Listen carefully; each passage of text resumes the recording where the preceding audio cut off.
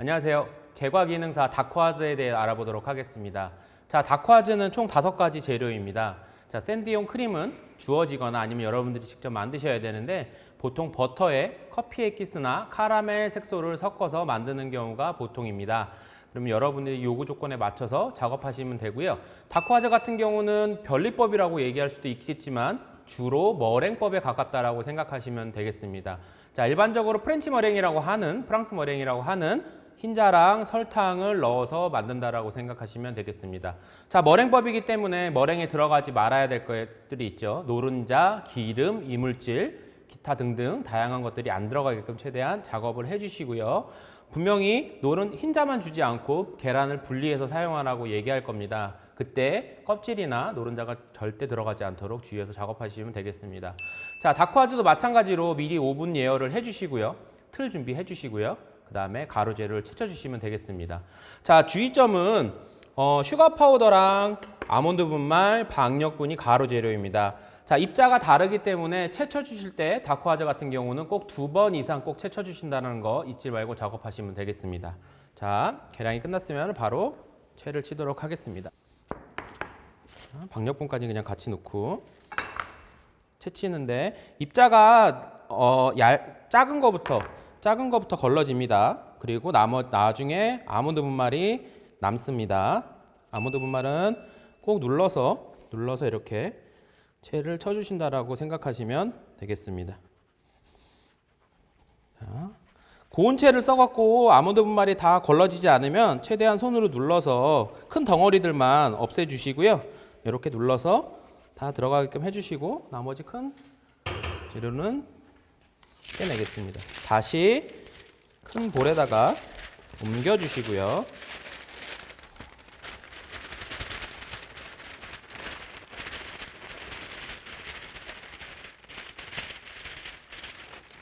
한 번 더 채를 치도록 하겠습니다.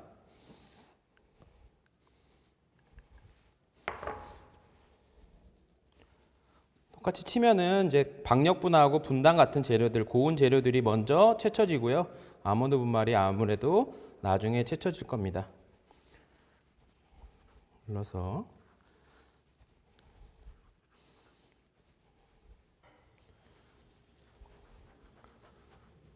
고운 채가 있으면은 조금 큰 채로 변경해서 작업하셔도 크게 상관은 없습니다.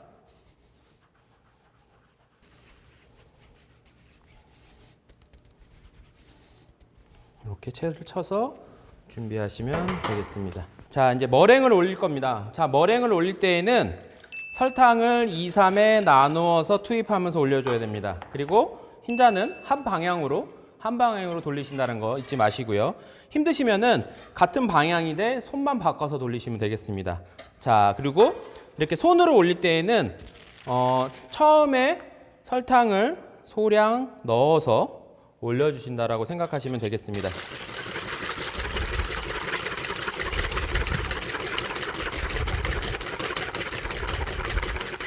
자, 머랭을 올려서 머랭의 상태가 있죠. 마지막 설탕을 넣어주시고요. 자, 머랭의 세 가지 단계, 젖은 핑크, 중간 핑크, 건조 핑크 3가지가 있습니다. 하지만 기계로 돌릴 때에는 머랭을 단단하게 올릴 수 있지만 손으로 올리다 보면은 힘이 들어서 단단하게 못 올립니다. 그리고 중간중간에 이렇게 들어서 끝에만 갈고리 모양이 조금 약하게 보이도록 올려주시면 됩니다. 다크화즈 같은 경우는 머랭을 주로 잘 살려야 되기 때문에 바로바로 작업이 이루어질 수 있도록 하시면 될 것 같습니다. 자, 머랭을 이렇게 다 올렸으면은 자, 올린 곳에다가 2번 채친 가루 재료를 넣고 가볍게 섞어주도록 하겠습니다. 주걱으로 가볍게 섞어주시면 되겠습니다. 너무 많이 죽이면은 나중에 반죽이 살아있지 않고 물처럼 흐르는 성질을 갖고 있기 때문에 나중에 제품이 좀 잘 안 나올 수가 있으니까 그런 점만 조금 주의해서 작업하시면 되겠습니다. 자, 그리고 또 나중에 짜주고 그 다음에 긁어주고 슈가 파우더를 한 번 더 뿌려서 작업하기 때문에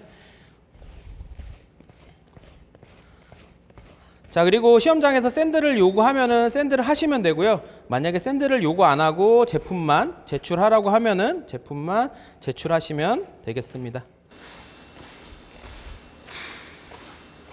하셔서 머랭이 빨리 죽을 수 있으니까 바로 다음 작업 준비하도록 하겠습니다. 틀은 이렇게 종이를 깔아놓은 철판에 다크화즈 2개를 놓으시면 되고요. 깍지를 끼셔도 되고요. 끼지 않고 작업하셔도 상관없습니다. 자, 그리고 2판 정도가 나오는데 2판이 다 나오는 정도는 아닙니다. 그래서 가급적이면은 한 판을 완전히 살려주시고요. 그리고 시험장에서는 아마 이 다크화즈 틀을 하나만 제공할 겁니다. 한 사람당 하나씩만 제공하기 때문에 하나 쓰고 옆으로 옮겨서 또 쓰고 하도록 하겠습니다. 약간 크게 잘라서.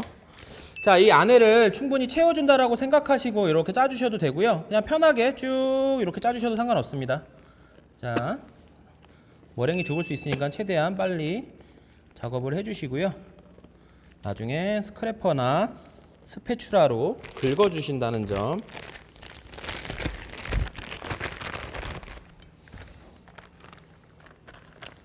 자, 이렇게 쓰다 보면은 첫 반죽은 괜찮지만 쓰면 쓸수록 뒤로 갈수록 반죽이 머랭 상태가 안 좋기 때문에 거품이 많이 죽을 수가 있습니다. 그리고 긁는 방향을 잘 선택하셔서 어디서 어디로 긁을지 또는 공간이 안 비어지고 잘 채워질 수 있는지를 판단하셔서 작업하시면 되겠습니다. 개수는 딱히 정해지지 않으니까 몇 개를 샌드해라 이렇게만 하면 보통 한 철판 안에서 샌드해서 내라고 하는 경우가 많이 있습니다. 그리고 반죽을 너무 많이 짜면은 나중에 많이 걷어내야 되는 경우가 있으니까. 자, 일단 철판 하나 짜주시고요. 자, 스크래퍼 이렇게 반듯한 면을 이용해서 긁어줄 겁니다. 눕혀서 대각선으로. 그리고 한번 반죽 긁어내 주시고요. 반대로도 살짝 가볍게.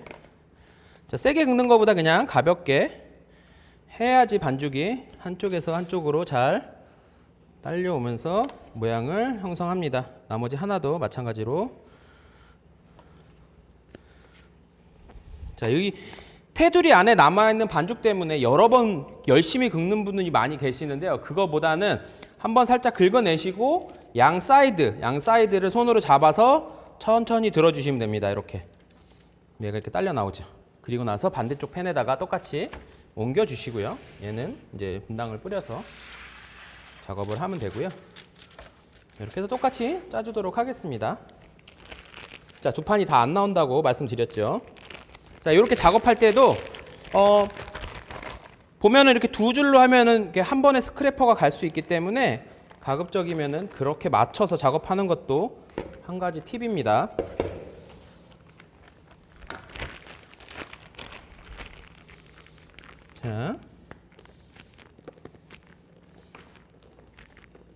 자, 그리고 다크화즈 같은 경우는 2번 뿌립니다.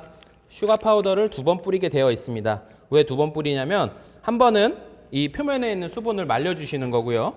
또 한 번은 그 다음에 크랙을 형성한다고 보시면 되겠습니다. 2번째 설탕이 표면에 크랙을 형성하기 때문에 2번 뿌려주는 겁니다.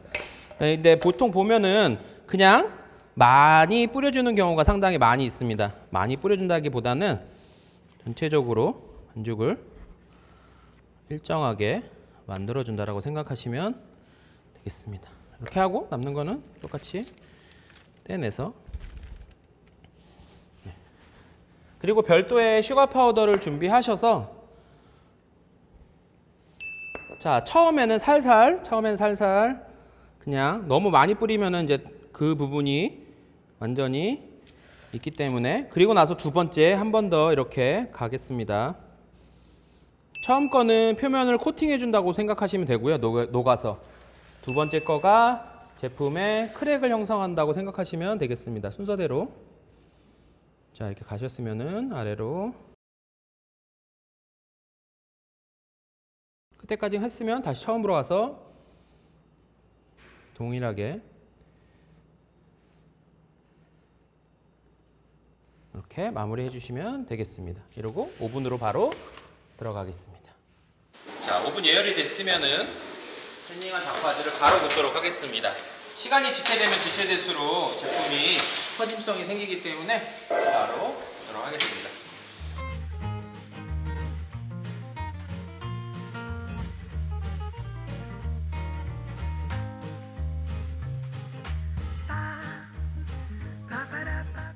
자, 다크와즈가 냉각이 완료되면은 이제 샌드를 해야 됩니다. 크림이 만약에 주어지면은 주어진 크림대로 샌드 하시면 되고요. 만약에 주어지지 않고 제조해서 샌드를 하라 그러면은 제조를 하신 후에 샌드 하시면 되겠습니다. 자, 이렇게 바닥이 수분이 있으면은 다크와즈 표면이 안 좋게 나올 수 있기 때문에 종이를 한 장 까시고 이쪽 면에다가 물을 한 번씩 충분히 뿌려주신 후에요. 천천히 제거하도록 하겠습니다.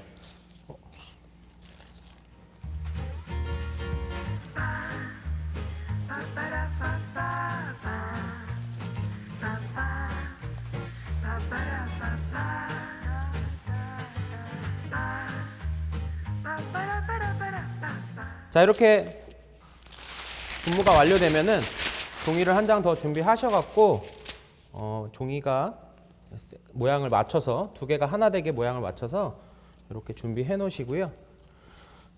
크림을 중량이 정해져 있지 않습니다. 그렇기 때문에 여러분들이 맞춰서 10개면 10개, 20개면 20개 맞춰서 작업하시면 되겠습니다.